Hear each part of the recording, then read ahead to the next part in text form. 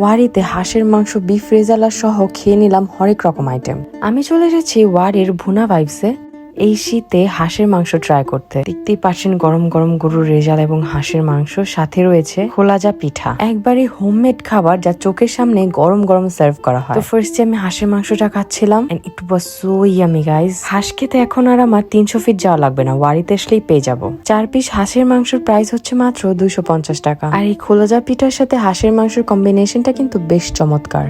এরপর খেলাম তাদের বিফ রেজালা। এই রেজালাটা কিন্তু পুরো বিয়ে বাড়ির মতো করে বানানো হয়েছে। ঝোলের থিকনেস এন্ড কারির ফ্রেগ্রেন্সটা ছিল পুরো বিয়ে বাড়ির মতো এন্ড খুবই সফট হয়েছিল মাংসটা। এই 4 পিস গরুর মাংসের প্রাইস ছিল মাত্র 200 টাকা। এখন আমি তাদের এখান থেকে বিভিন্ন রকমের স্ন্যাক্স ট্রাই করলাম। আমি এক এক করে খেয়েছি chicken lollipop, chicken donut, roll, burger, shawarma etcetera. তার মধ্যে থেকে চিকেন ডোনাট এন্ড শর্মাটা আমার কাছে অনেক ভালো লেগেছে। চিকেন ডোনাটের ভিতর পুরোটাই ছিল চিকেন এন্ড এই